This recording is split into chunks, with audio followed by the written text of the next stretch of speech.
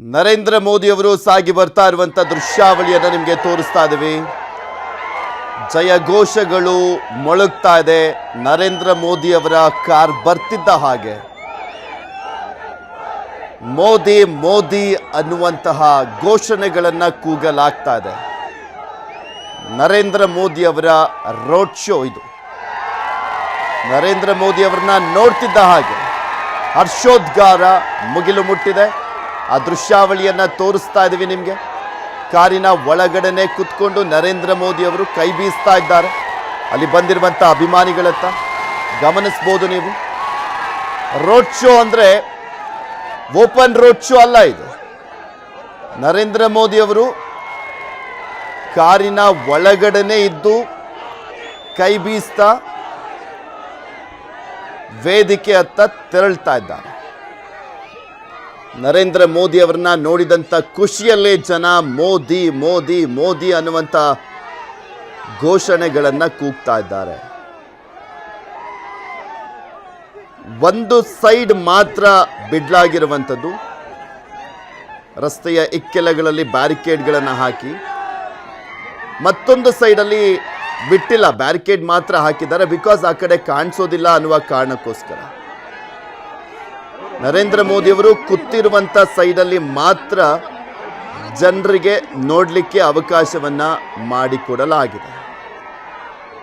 ಜನ ಸಿಕ್ಕಿದ್ದ ಕಡೆ ಎಲ್ಲ ನಿಂತ್ಕೊಂಡು ನರೇಂದ್ರ ಮೋದಿ ಅವ್ರನ್ನ ನೋಡ್ಲಿಕ್ಕೋಸ್ಕರ ಕಾತರದಿಂದ ಕಾಯ್ತಾ ಇದ್ರು. ಈಗ ನೋಡ್ತಾ ಇದ್ದಾರೆ, ಫುಲ್ ಖುಷಿಯಲ್ಲಿದ್ದಾರೆ. ಸ್ಪೆಷಲಿ ಅಲ್ಲಿರುವಂಥ ಬಿಸಿಲಿದೆಯಲ್ಲ, ರಣ ಬಿಸಿಲು ಅಲ್ಲಿರುವಂಥದ್ದು. ರಣ ಬಿಸಿಲಿನಲ್ಲೂ ಕೂಡ ಅದನ್ನು ಲೆಕ್ಕಿಸದೆ ಜನ ನರೇಂದ್ರ ಮೋದಿ ಅವರನ್ನ ನೋಡ್ಲಿಕ್ಕೋಸ್ಕರ ಬಂದಿದ್ದಾರೆ. ನರೇಂದ್ರ ಮೋದಿ ಅವರು 2019ರಲ್ಲೂ ಕೂಡ ಇದೇ ರೀತಿಯಾಗಿ ಕಲಬುರಗಿಯಿಂದ ಆರಂಭ ಮಾಡಿದ್ರು ತಮ್ಮ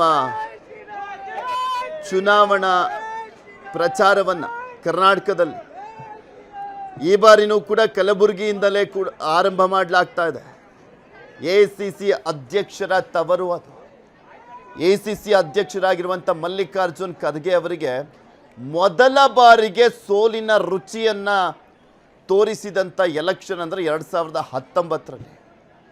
ಬಿಕಾಸ್ ಮಲ್ಲಿಕಾರ್ಜುನ್ ಖರ್ಗೆ ಅವರು ಸತತವಾಗಿ 9 ಬಾರಿ ಶಾಸಕರಾಗಿ ಆಯ್ಕೆ ಆಗಿದ್ರು, 2 ಬಾರಿ ಲೋಕಸಭಾ ಸದಸ್ಯರಾಗಿ ಆಯ್ಕೆ ಆಗಿದ್ರು, ಸತತ 11 ಚುನಾವಣೆಯನ್ನ ಗೆದ್ದು ಸೋಲಿಲ್ಲದ ಸರ್ದಾರ ಅನ್ನುವಂಥ ಬಿರುದಿತ್ತು ಮಲ್ಲಿಕಾರ್ಜುನ್ ಖರ್ಗೆ ಅವರಿಗೆ.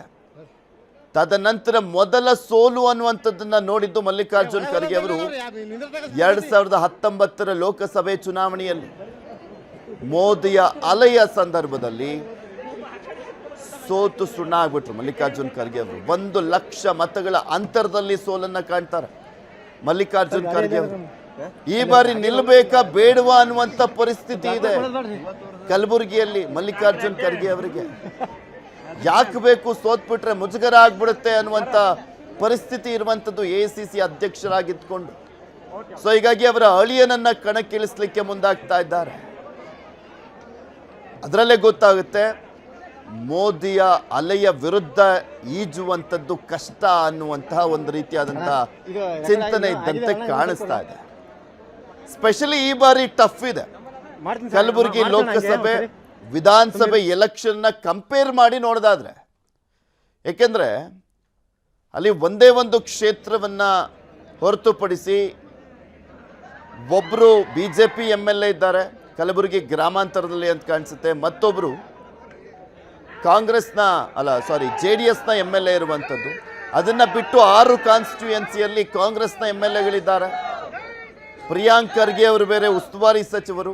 ಹೀಗಿದ್ದೂ ಕೂಡ ಕಲಬುರಗಿ ಲೋಕಸಭೆ ಎಲೆಕ್ಷನ್ ಸಂದರ್ಭದಲ್ಲಿ BJP ಅಭ್ಯರ್ಥಿ ಗೆದ್ದರೆ ಅನ್ನುವಂಥ ರೀತಿಯಾದಂಥ ಸಮೀಕ್ಷಾ ವರದಿಗಳು ಇರುವಂಥದ್ದು, ಸಮೀಕ್ಷೆಯ ವರದಿಗಳು, ಸರ್ವೆಯ ವರದಿಗಳು ಇರುವಂಥದ್ದು. ಹೀಗೆ ದೃಶ್ಯಾವಳಿಗಳನ್ನು ತೋರಿಸ್ತಾ ಇದ್ದೀವಿ. ನರೇಂದ್ರ ಮೋದಿ ಅವರು ಬಂದಂಥ ಸಂದರ್ಭ ಕಾರಿನಲ್ಲಿ ಹೋಗ್ತಾ ಇರುವಂಥದ್ದು. ಅವರು ರೋಡ್ ಶೋ ಅಂದರೆ ಅದೇ ಕಾರೊಳಗೆ ಕೂತ್ಕೊಂಡ್ಬಿಟ್ಟೆ ಕೈ ಬೀಸ್ಕೊಂಡು ಹೋದರು ನರೇಂದ್ರ ಮೋದಿ ಅವರು. ಇನ್ನೇನು ಕೆಲವೇ ಕ್ಷಣಗಳಲ್ಲಿ ಸಮಾವೇಶದ ವೇದಿಕೆಗೆ ತೆರಳ್ತಾರೆ. ಸಮಾವೇಶದಲ್ಲಿ ಮಾತನಾಡಲಿದ್ದಾರೆ. ಲಕ್ಷಾಂತರ ಜನ ಈಗ ಆಲ್ರೆಡಿ ಸೇರುವಂಥದ್ದು ಸಮಾವೇಶದಲ್ಲಿ. ಸುಮಾರು 2 ಲಕ್ಷಕ್ಕೂ ಹೆಚ್ಚು ಜನರನ್ನ ಸೇರಿಸಲಾಗಿದೆ. ಬರೀ ಕಲಬುರಗಿ ಲೋಕಸಭಾ ಕ್ಷೇತ್ರದ ವ್ಯಾಪ್ತಿಯ ಜನ ಮಾತ್ರ ಅಲ್ಲ, ಕಲಬುರಗಿ ಮತ್ತು ಬೀದರ್ ಲೋಕಸಭೆ ಈ 2 ಲೋಕಸಭಾ ಕ್ಷೇತ್ರದ ವ್ಯಾಪ್ತಿಯ ಜನರನ್ನ ಸೇರಿಸಲಾಗಿದೆ. ಆ ಇಬ್ಬರು ಅಭ್ಯರ್ಥಿಗಳ ಪರವಾಗಿ ನರೇಂದ್ರ ಮೋದಿಯವರು ಮತವನ್ನು ಕೇಳಲಿದ್ದಾರೆ. 3ನೇ ಬಾರಿಗೆ ನರೇಂದ್ರ ಮೋದಿಯವರು ಪ್ರಧಾನಿ ಆಗುವಂಥ ನಿಟ್ಟಿನಲ್ಲಿ ನಮ್ಮ ರಾಜ್ಯದ ಪಾತ್ರ ಕೂಡ ದೊಡ್ಡದಿರುತ್ತೆ. 2ನೇ ಬಾರಿಗೆ ಅವರು ಪ್ರಧಾನಮಂತ್ರಿ ಆಗುವಂಥ ಸಂದರ್ಭದಲ್ಲಿ 25 ಸಂಸದರು ಗೆದ್ದಿದ್ರು ನಮ್ಮ ರಾಜ್ಯದಲ್ಲಿ.